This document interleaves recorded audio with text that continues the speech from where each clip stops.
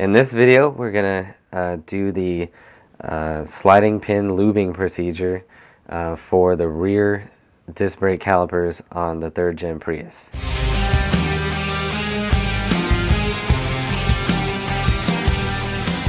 Okay, so in preparation to avoid problems and to get this started, we're just gonna disconnect the auxiliary battery, which, well, maybe I should start by mentioning that you have to take the floor panel off. Then you need to take out the cargo tray or cargo bin, whatever you want to call that, the black box at the bottom. And then there's also this cover that hooks into these slots here. There's a slot there and a slot there, and that one comes out. And then you have another access panel that blocks the negative battery terminal. That one pops out. And now you finally have access. Now that you've removed everything in your trunk and you have a big pile of stuff, now you can take the negative battery out, the negative terminal off.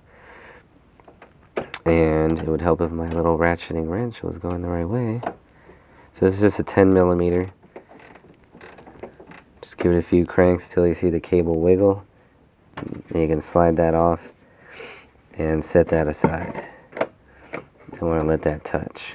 There we go. Okay, so this procedure can be done on both the front and the rear brakes. I think all the Prius brakes last a very long time. Or the pads, I should say, have a very long life. This car, let's see, has just about 100,000 miles, and the pads look like they're only about 50% worn. So basically, over time, from heat and well, yeah, basically I think from heat dries it up, is that everything in the braking system here is getting pretty hot. And so there's lubricant that's inside here with the sliding pin, or on the sliding pin I should say, and that lubricant, if it dries up, then the pin could freeze up, and then you're not getting the right braking pressure or braking force. One brake pad can just be getting all the pressure and getting all the wear, and so you're going to basically need a brake job prematurely. So the tools that we need, we got a ratchet with a 14mm socket for the caliper bolt, the mounting bolt right there, and then to hold the pin in case it spins. Usually that's when you're putting it back on. There's a 17mm. This one, actually, you can probably see there's rust and grind marks because your typical wrench is going to be a little too thick to fit in there, and you can maybe take an old one or a cheap one or whatever and grind it down and keep it around for these kind of jobs. Okay, so we're going to loosen the 14mm bolt that mount the caliper, and before I go and take that out, I'm going to go ahead and get the one on the bottom, which I don't know if you can see it, but you know what? I think I realized something. This little piece is in the way, so we're actually going to need a 14mm wrench.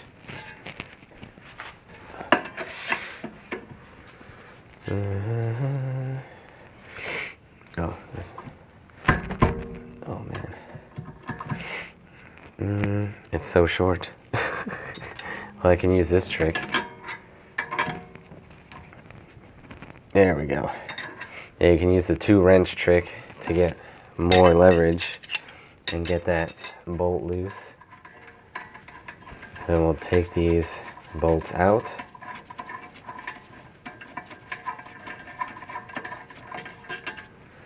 Set those aside. Alright, this is the part where, well, one thing you might want to double check is make sure your parking brake's not on, because yeah, this sucker won't want to come off, that's for sure. And okay, so then we're just gonna set that aside. Well, kinda. Okay, at least we're out of the way so we can do the top pin. And then so you just want to kind of peel back the boot. Ooh, there you go. Well, actually, probably should have done it that way.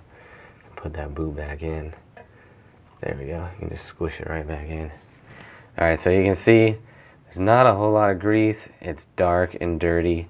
So we can clean this pin off and put some fresh grease on it. Okay, so just gonna use a shop rag, clean it off. Also make sure that your little rubber grommet, or whatever you want to call that, is intact. I'm not even sure what you call that thing, but it is important. So you can see our new lube is this clear silicone paste. Stuff works pretty good. So let's put a nice coat of it on there, and then we'll slide it back in. There we go. Just kind of wiggle it in. Got a little excess on there. There you go. You just kind of twist it and push it, and it'll go back into place. Okay, and then do the same with the bottom one, which we'll just hold that back for a second. Peel back the boot, and see, same thing. This one doesn't have a whole lot of lube left on it, so we're gonna do the same thing. And this is the same procedure for both the rear brakes, both the front brakes. They're the same style disc brake setup. So just repeat the process on all four corners.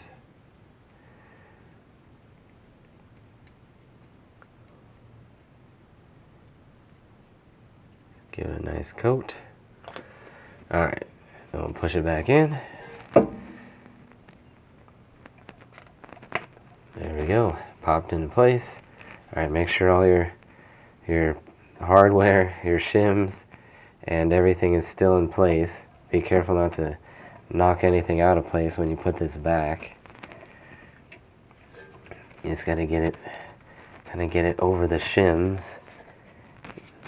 There we go. Oh, and make sure that it's not running into the pins either. There we go. Careful. Yeah, I pushed on that shim a little bit.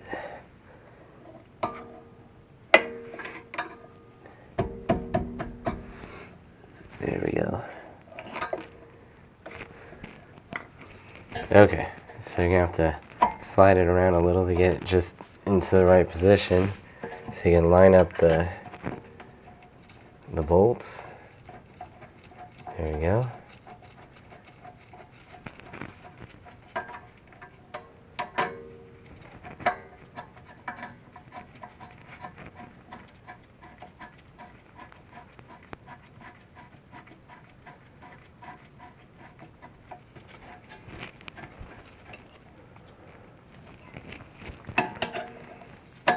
Then you want to torque them down to whatever the specified torque is. And I just use my built-in torque wrench. These ones actually tighten up just fine. You can see this, if you watch the pin, you just want to watch to make sure it's not spinning. You can feel it's locked down solid. Okay, so that's it for the pin lubing procedure. And now we're going to do our last step of bolting down the negative terminal on the auxiliary battery and putting everything back in the trunk.